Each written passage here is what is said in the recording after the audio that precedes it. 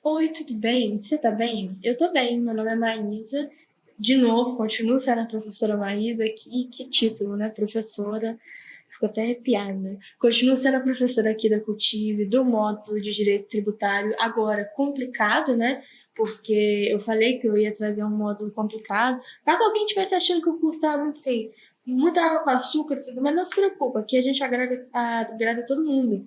Então, agora é um curso de Direito Tributário complicado. Eu não sei qual é o número dessa aula, mas eu sei que sei lá, tem bastante aula aí.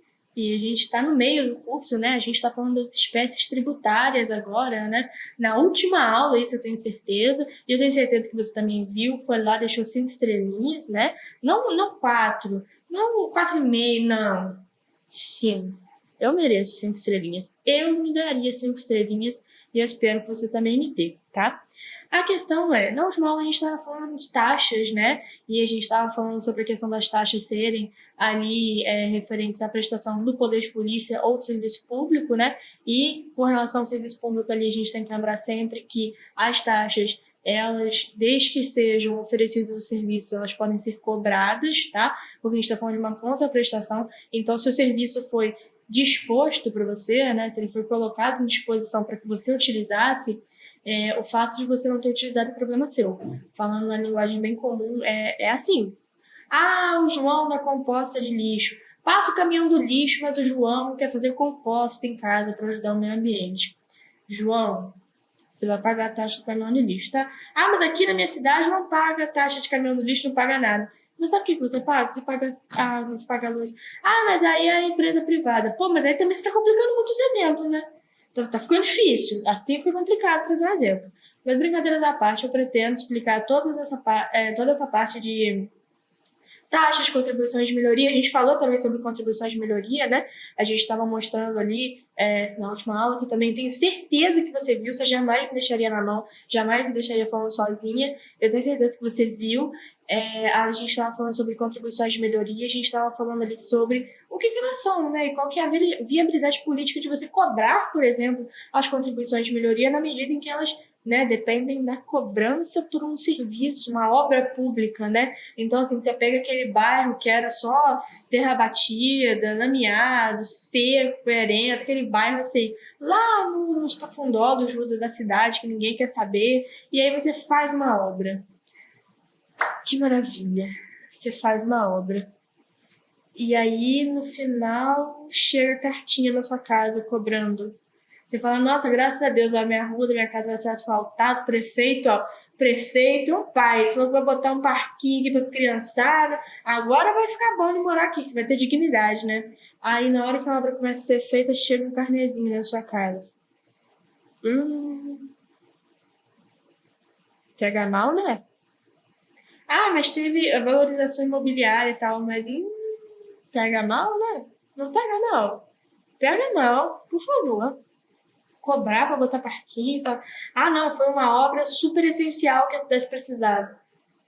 Aí você vai cobrar da população, da vizinhança?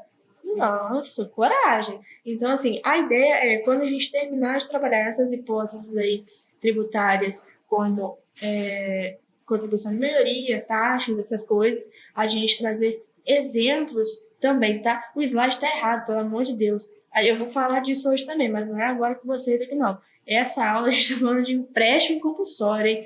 A questão é o seguinte, hoje a gente vai falar sobre empréstimos compulsórios e contribuições especiais. A gente realmente só vai trabalhar essas espécies e eu pretendo trazer exemplos antes da gente seguir. Exemplos na prática, porque assim, a gente fica falando, né? O João da composta, o caminhão da coleta de lixo, o agente lá da vigilância sanitária que vai nos restaurantes, né? Seria o poder de polícia aí, no caso das taxas. Mas às vezes fica difícil a gente visualizar como que isso estaria acontecendo na prática, né? Então a intenção, na contribuição de melhoria, eu trouxe uma foto no final maravilhosa, você já entendeu, eu tenho certeza. Mas a intenção é trazer exemplos práticos, tá? Pra gente poder trabalhar isso. Exemplos práticos não é um exemplo que a pergunta do vestibular fez, não, tá? Porque aquele lá também é um exemplo hipotético. A intenção é fazer uma aula só com esses exemplos práticos. Então, assim, se tem alguma coisa que você ainda não entendeu, acalma o seu coração que a gente vai chegar lá. A gente vai fazer a aula só com os exemplos. Hoje a gente segue, e isso aqui também é muito tranquilo, tá? E empréstimo compulsório é uma coisa, por exemplo, que jamais existiu na história moderna do Brasil, né? Então, assim, qual foi a última vez que você ouviu falar, ou, né, por experiência própria, às vezes você é velho, né? Com todo respeito. Mas às vezes seu avô, seu tataravô falou, qual foi a última vez que foi cobrado um empréstimo compulsório aqui no Brasil? Nunca, né? Então, assim, é uma espécie tributária que está aí, mas não é cobrada. Qual que é a diferença, por exemplo, do empréstimo compulsório para o imposto sobre grandes fortunas? A diferença é que o empréstimo compulsório, ele possui todas as determinações legais que ele precisa para ele poder ser cobrado, caso seja necessário. Então, assim, a lei ela já determina como que ele vai ser cobrado, os casos em que ele vai ser cobrado. Então, já está ali tudo determinado. É só acontecer a situação para ele tirar o dinheiro da tua conta, que, né, empréstimo compulsório, acho que você já adivinhou mais ou menos o que o nome quer dizer. Agora, no imposto sobre grandes fortunas, a gente teria que determinar várias coisas ainda. Como, por exemplo, qual é o valor para você determinar que é uma grande fortuna? Qual é o valor base? Ah, não, aqui tem uma grande fortuna. Quanto que você vai cobrar desse imposto? Tem alguma isenção? Como que vai ser o processo de cobrança? Anual? Mensal? Vai ser igual ao imposto de renda, só que, né, imposto de renda premium aí, grandes fortunas? E cai sobre qual patrimônio? Patrimônio líquido ali, o dinheiro e tudo mais, ou cai sobre patrimônio também imóvel da pessoa? Você pode taxar ela porque ela tem um navio, um jatinho, um jet ski, sei lá, alguma coisa assim. Então você tem várias determinações que ficam em branco que você precisaria de uma lei, né? A Constituição determina a possibilidade de cobrança do imposto sobre grandes fortunas, mas você precisaria que a União, né, o Brasil fizesse uma lei para você poder abarcar todas as especificidades necessárias para cobrar esse tributo. Porque, lembrando que o direito tributário trabalha muito com o princípio da legalidade, né? Então, assim, não pode ter nenhuma surpresa, não pode ter nenhuma coisa que não seja uniforme no procedimento de cobrança. Então, assim, essa é uma diferença, por exemplo, legal da gente trabalhar, né? Eu faço de tudo para a aula ser grande, né? Eu não consigo me contentar com o conteúdo que estava aqui. Bom, a gente já começa com o empréstimo compulsório, tá? Então, vamos direto aí ao caso.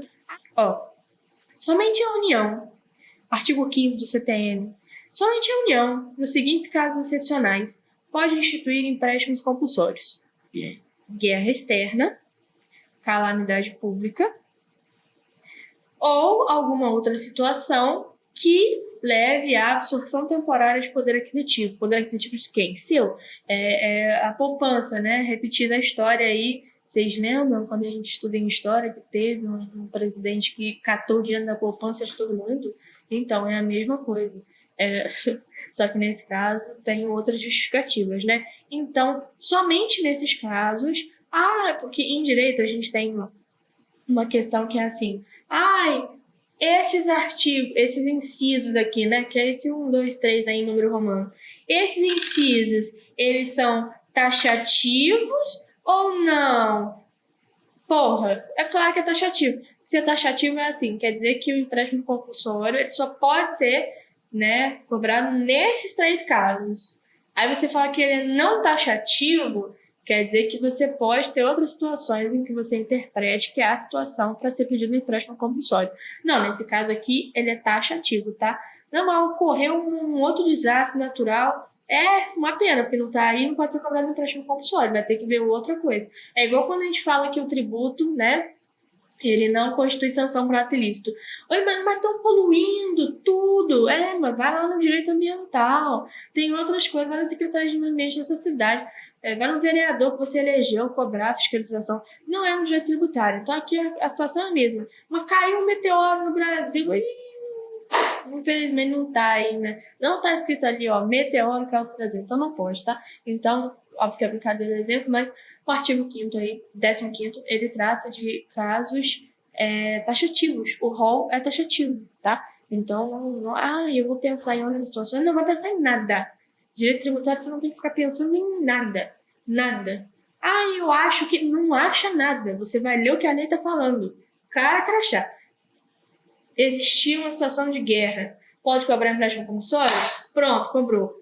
Não é assim, o cara crachá não vai cobrar, só isso. Então, o direito tributário, como a gente mexe com patrimônio, né? A gente tem essa absorção do seu poder aquisitivo, a gente tem essa interferência no seu patrimônio privado, a gente não pode ficar trabalhando ali com achismo, né? Agora eu vou cobrar assim, agora eu vou cobrar... Não. O procedimento já está lá, tem que ser igual a Bíblia. Um negócio escrito há 200 milhões de anos e que está ali tão velho quanto o tempo e ninguém mexe. Não pode, cada dia alguém acrescentar um capítulo. Não dá, porque senão ninguém vai aprender nunca, né? Então fica difícil de acompanhar. Bom, iminência de guerra externa. Iminência de guerra externa é quando ela está prestes a acontecer. Aí, para que o Brasil precisa do meu dinheiro na guerra? Não só do seu dinheiro, ela vai precisar de você também, se você for homem, provavelmente, né? Agora a mulher também, né? Então ela vai precisar da gente, né? Guerra externa, sua iminência. Mas o Brasil vai pegar o meu dinheiro para quê? Gente, para quê? Você acha que as pessoas que estão na guerra, os soldados que estão lá, eles não precisam de suprimentos, mantimentos? Você acha que guerra não gasta dinheiro para você fazer acordo com outros países? Então, assim, existem essas situações e você vai precisar manter essa situação de guerra. É muito caro. Se você lembra, assim, do seu ensino médio, das coisas que a gente estuda em história, grande parte das guerras, às vezes, eram perdidas, ou um governo, né, monárquico, um governo era destituído, era retirado do poder, exatamente porque aquele rei botou o pessoal lá, na população, uma guerra, e a população ficou em situação de miséria, o governo ficou sem recursos para pagar o armamento, então o exército ficou largado, morrendo de fome e frio. Então, assim, o dinheiro, né, provoca guerras e mantém guerras. Isso ao longo da história a gente vê. Calamidade pública que exige auxílio federal impossível de atender com recurso orçamentário disponível. Esse ano, eu estou gravando em 2024, né? Agora no mês de agosto, setembro. Por que é importante falar isso? Porque daqui a 10 anos você vê o curso e você não vai saber do que eu estou falando. A questão é a seguinte: você teve no Rio Grande do Sul aquelas enchentes, né? E é uma situação extremamente complexa, não se resolveu em pouco tempo, não foi um acidente assim que aconteceu, igual acontece, por exemplo, aqui em Petrópolis, no Rio de Janeiro, que tem um deslizamento de terra, ou que tem uma enchente, no dia seguinte, né, a água já baixou, lá a água não baixava, então assim. Mas o que acontece nesse sentido? Por que não foi cobrado o empréstimo compulsório do Brasil para a gente resolver o problema do Rio Grande do Sul nesse caso? Porque, nesse caso, a federação, a União, né? Quando eu falo federação, União, gente, é muito mais fácil falar assim, o Lula, né? Porque o Lula que é o presidente do Brasil, então ele que representa o Brasil politicamente nesse momento, né? É o mais alto cargo político que existe no Brasil, o presidente. Quem é o Brasil?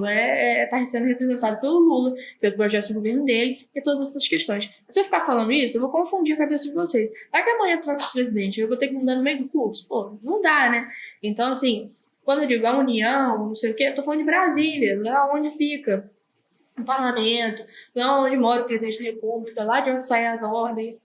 Então, eu sempre estou falando disso, tá? Então, mas o que acontece? Brasília, nesse caso, os recursos que a União tinha já disponíveis ali guardados, eles já foram ali suficientes para mandar algum tipo de ajuda. O Estado também decreta estado de emergência, né, estado do Rio Grande do Sul, e aí ele consegue receber mais verba, mais repasse de verba. O governo federal conseguiu ajudar também com o dinheiro que ele já tinha. Não foi preciso chegar a essa medida extrema de empréstimo compulsório, até porque empréstimo compulsório você está tirando dinheiro da conta das pessoas compulsoriamente. Então as pessoas vão ficar numa situação, né, de desprovimento também. Às vezes aquele era o último dinheiro que a pessoa tinha para pagar todas as contas dela.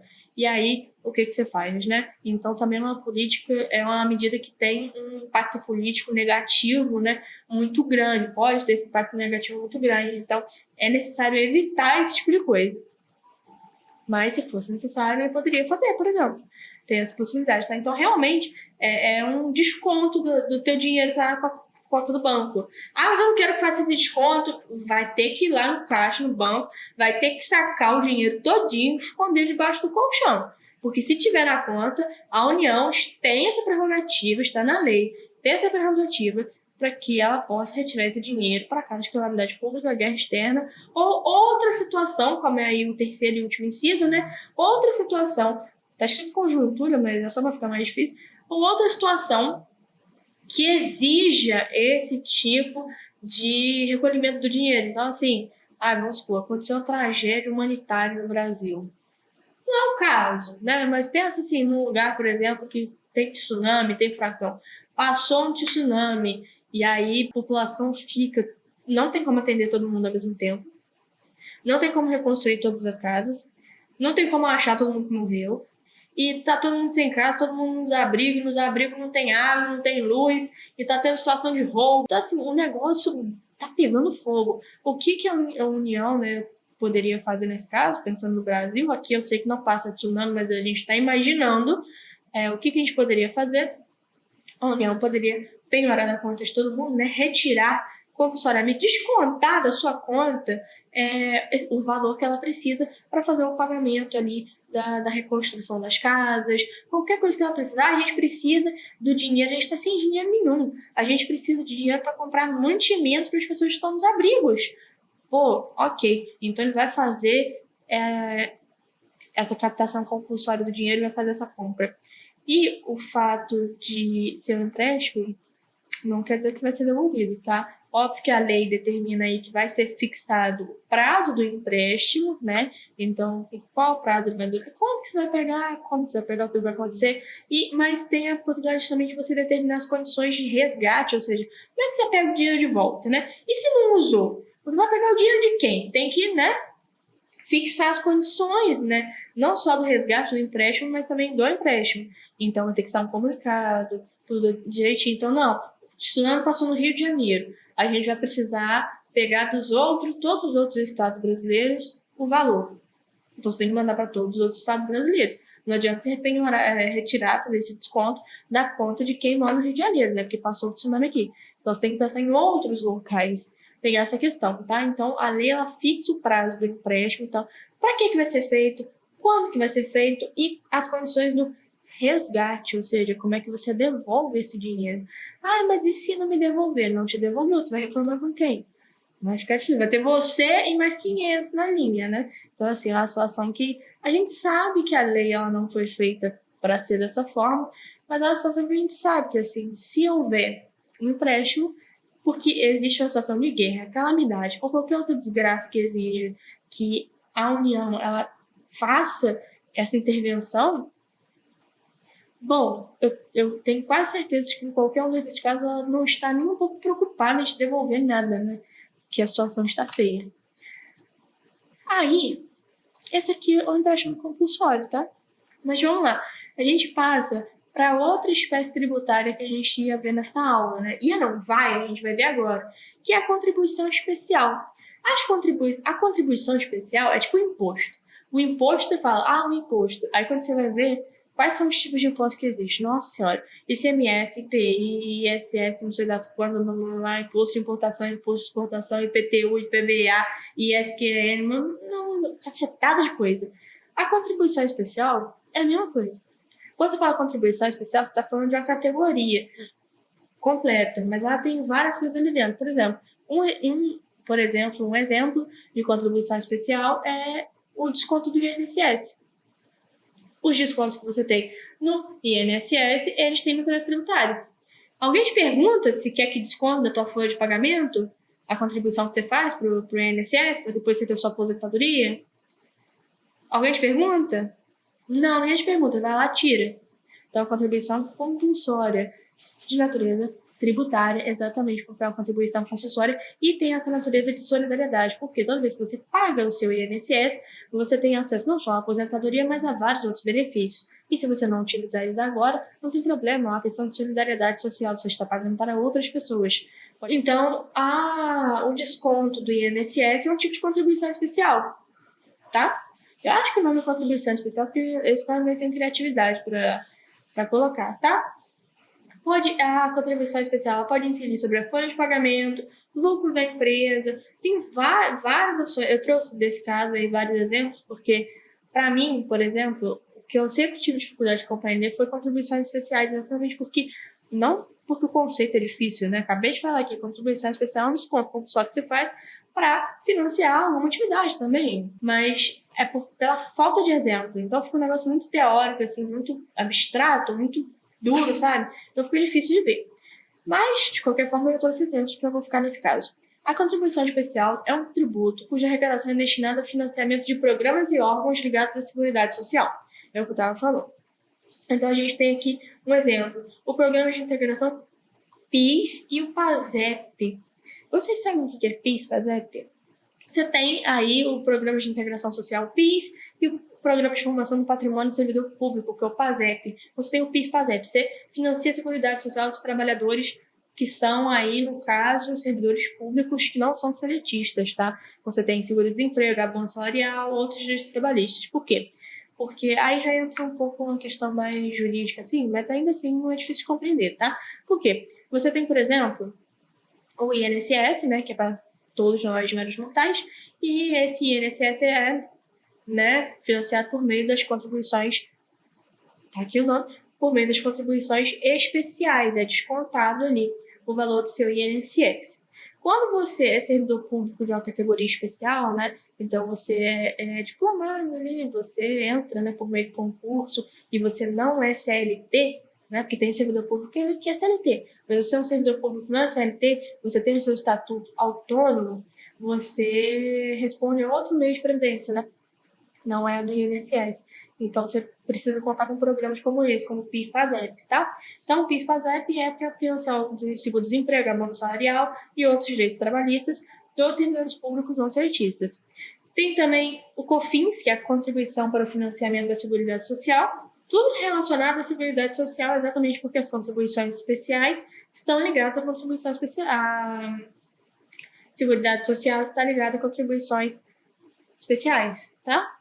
Entendeu a relação? Tem a CSLL, que é a Contribuição Social sobre o lucro líquido, que é um tipo de tributo também destinado ao custeio da Seguridade Social, mas o CSLL é cobrado das empresas, tá? Aqui, quando a gente está falando de COFINS, PIS, PASEP, a gente está falando de descontos que vêm da folha dos funcionários, da folha de pagamento, então do seu pagamento, do meu pagamento, que vai para essa construção do sistema de seguridade social. Quando a gente está falando da CSLL, ela também vai para a construção desse fundo da seguridade social, seja ele, né, entre aspas, particular ali, né, como é o caso do servidor público de estatuto próprio, que precisa do PIS-PASEP, ou seja ele aí referente a descontos que vão vir diretamente das empresas, tá? Os descontos do INSS não ocorrem só sobre a folha de pagamento do funcionário, não. A empresa ela também contribui, como vocês estão vendo aí, por meio de um desconto que é feito sobre o lucro líquido. O que é o lucro líquido? Quanto a empresa ganha, ué. É igual imposto de renda. Imposto de renda recai sobre o quê? Sobre quanto você ganha. Então, qual que é a sua renda? É 10 mil. Bacana, é isso aí. É sobre isso vai incidir seu imposto de renda, tá? E o lucro líquido das empresas é a mesma coisa. Você acha que a empresa não tem contabilidade? Bom, tem que ter, porque a gente estudou, né? Obrigações principais e acessórias. Você ter toda essa parte contábil aí em dia e tudo mais é necessário, porque senão você pode sofrer punição, multa aí dentro do direito tributário. Então, as obrigações principais são o pagamento do tributo e a obrigação acessória é garantir essa contabilidade, né? Então, por exemplo, como é que você garante que o PIS-PASEP está sendo descontado da folha dos seus funcionários? Como é que você garante que o COFINS está sendo cobrado? Como é que você garante que você pagou a CSLL? Senão você vai ficar como devedor. Então, essas são obrigações acessórias que a gente já estudou lá atrás. Obrigações acessórias são aquelas de você ter ali como prova, né, de você se organizar para mostrar que você pagou o tributo, de você ter esses livros empresariais, no caso de empresas, né, sempre atualizados, de você ser um bom contribuinte aí e ter declarado seu imposto de renda todo certinho, coisas nesse sentido, tá? E posso falar? Posso falar? Acabou. Muito obrigada pela sua atenção e até a próxima.